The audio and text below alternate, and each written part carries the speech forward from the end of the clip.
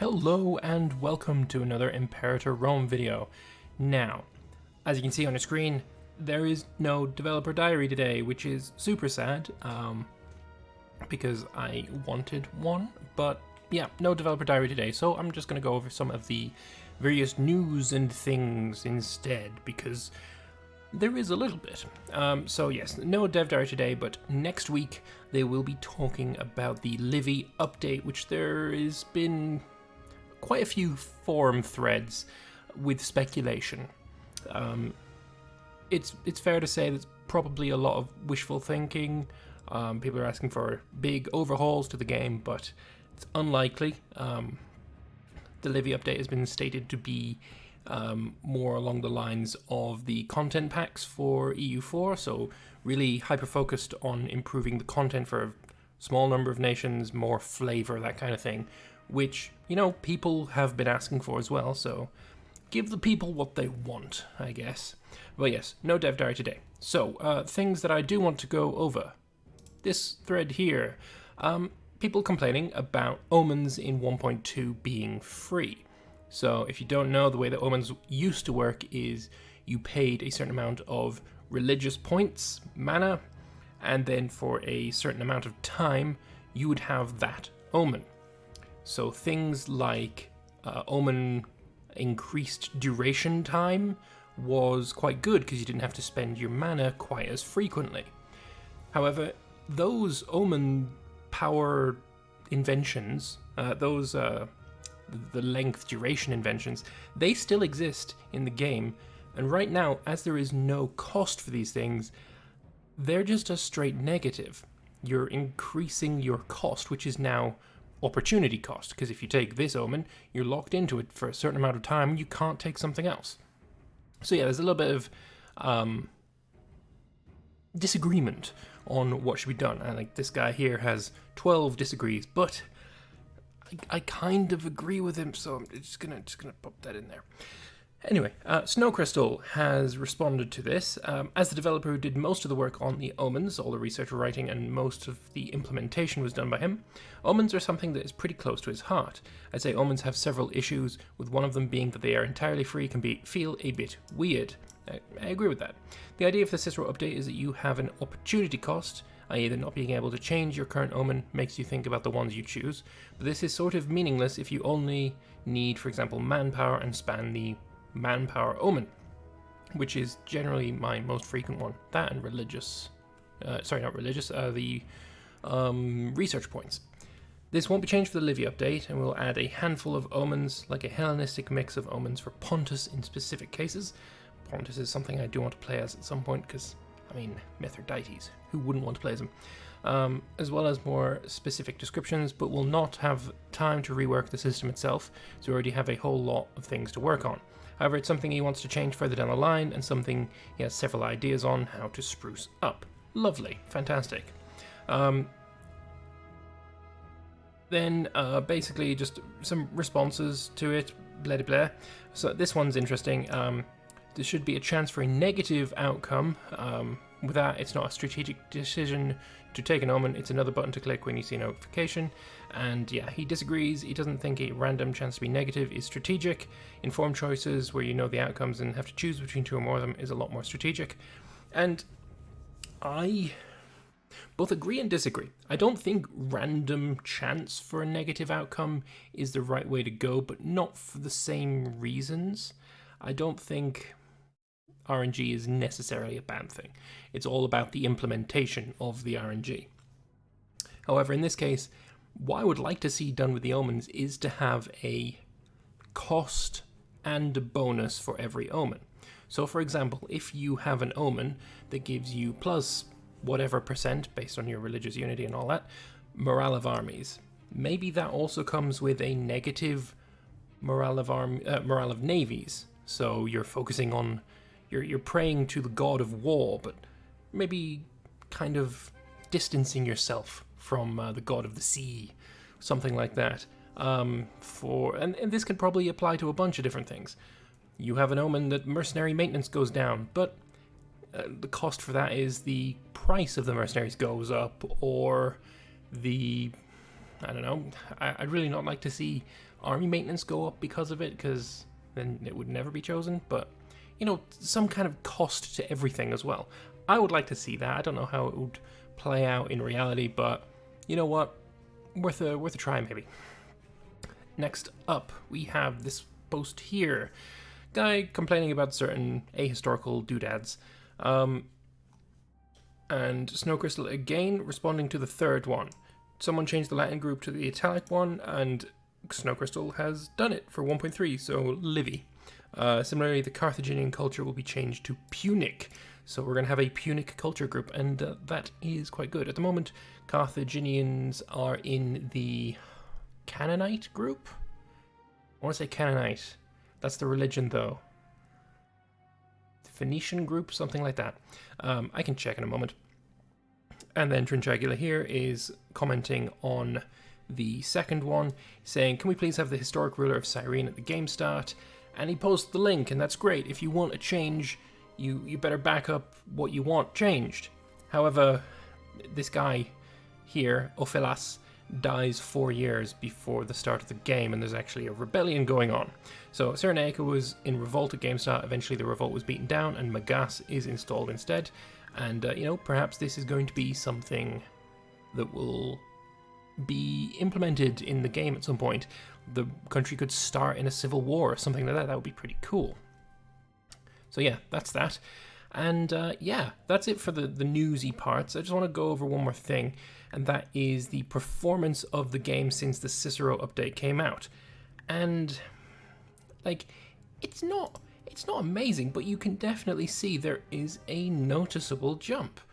And it might not be as high as some people were hoping for or expecting, but, I mean, it was down at peaks of 700 and something. Now it's at peaks of 2,500, so it's good. We just need more momentum. And part of the reason I'm making these videos is I want to see this game succeed. I think there are problems with the game, absolutely, but I also think this game has so much potential. The base core mechanics are honestly kind of my favorite out of all of the Paradox games, and I don't know if that's weird to say, but Imperator has no mana. It has EU4 style combat with more depth to the combat with the tactics and such. It has characters. It's basically EU4, which previously was my favorite game of all time. It probably still is, though I don't really know. I don't have favorites anymore, really. But it's EU4 with characters and population, and that's what I've been asking for from EU4 for years now.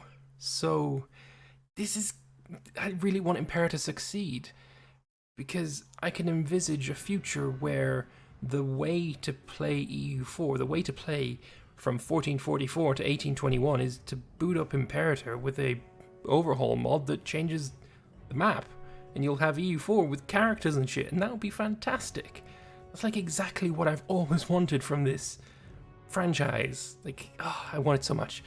Yeah, so I want Imperator to succeed, and this isn't as big as a jump as I was hoping for, but hey ho, as long as they don't abandon the game, I don't really care. It doesn't really affect me all that much, so it's whatever. Okay, one more thing. I forgot to put this in the video, so this is actually recorded after the bit that's going to come after this, but whatever. As you can see on screen, there is a picture of Sicily, and this was posted by none other than Joachim, who goes by the name Snow Crystal, which you just saw in the forums. And he posted this: finally managed to push Carthage out of Sicily and secured for my Greek feudatories. Well, they are now. Beating the Punics in 2 wars in Sicily was surprisingly difficult. At least the future of Sicily looks provincing. Provincing, yes. So, yes, I will put a side-by-side comparison between these 2 screenshots in-game and also, you know, the screenshot you see before you. And you can see there is certain things that are different. For instance, we have here a few more territories. The territories surrounding whatever this mountain is called. These two city-states are new. This flag is certainly new. There used to be a city-state in Akragas that seems to have moved north just a bit. There's another one here. And yes, so many more provinces, or I should say territories, than there used to be. One other thing that I have noticed is the flag is different. And this could be one of two things. Either the flag of Syracuse has been changed, or the flag of Sicily has been changed. It used to be that the flags were identical. And that is a bit disappointing for people who like to see their flags change when they form a new nation. I think he has formed Sicily here, and this is the new flag of Sicily. It seems to be just a recolor of the standard Syracuse flag, but honestly, that's enough for me. You keep your roots when you form a new nation. You've got the same flag, you're just upgrading it a tad. But yes, Sicily looks a lot different, and I'm wondering if that's also systematic of a few more changes to the map. I guess we're going to have to wait and see. And one more thing, something that we learned in the multiplayer that I did on Sunday, and I'm going to actually demonstrate it as well. Previously, when you ranked up, say you are Colchis, you have 24 territories, you are a local power. If you gain one more territory, you'll become a regional power, and all of your local power allies would immediately be downgraded into guarantees. Well, that's no longer the case, which is actually kind of fantastic for a whole host of different reasons. So let me just quickly show you what's going on with that. Let's see, what's the fastest way to do this? Let's do a summon a war council. We want to do a war against Phasis. Trapezus. It'll be easy enough to conquer a single thing from Trapezus. Right. This may be a bit strange for a news video that I'm actually playing the game, but well, you can deal with it. Boats. Yeah, you can have a dude and you can go and blockade Trapezus. Right, and we're going to get morale of armies and some more morale of armies and anything that was going to make my armies better. Starting experience, sure. Don't need that. Omen power, sure. That's good enough. But yeah, there's a change here, which is awesome. Maybe I should have done all this part before I started this little bit of recording, but you know what, it's fine, you'll be able to deal with it. So yeah, we're going to just go and quickly conquer Trapezus. Everyone's going to join us, whatever. So we have 3 allies. If we get one more place, one more territory, we will rank up and be the one after local power. Major power, I think? Let me see. We'll be a regional power if we take one more territory. Here, do you want to give me just this one thing? No? Okay.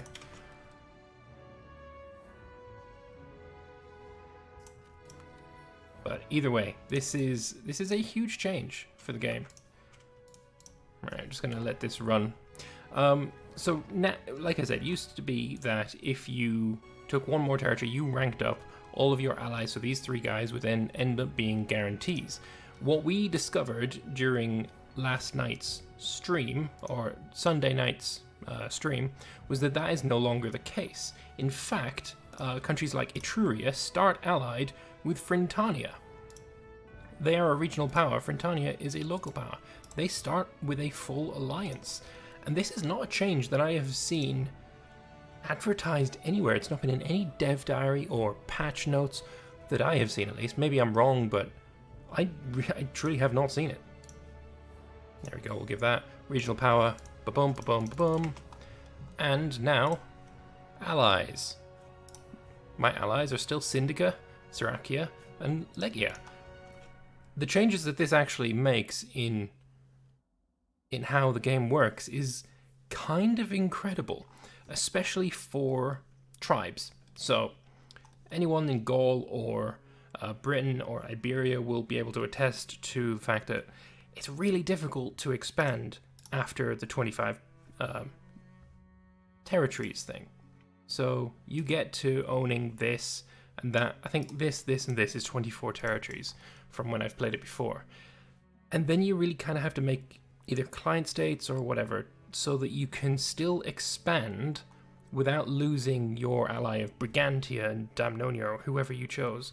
Because otherwise all of your allies are no longer your allies. You can't attack them because you're guaranteeing them, and that's a 5-year truce. If you break that, all these guys can ally with each other and attack you, and ranking up really became a huge nerf. And now that's no longer the case. So I think, yeah, playing as a tribal, especially, is going to become a lot better, purely because of this change. I don't, however, know how long these alliances last for.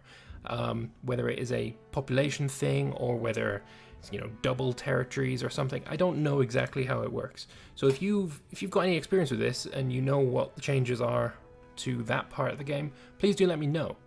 Put a comment down below and let me know, when do these alliances turn into guarantees, if ever? Can I grow to be a great power, major power, and still have client state, local power allies?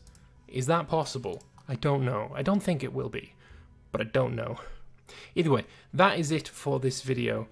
Thank you also very much for watching. I hope you found it informative. I hope you enjoyed it, and I will see you guys in the next one. Bye-bye for now.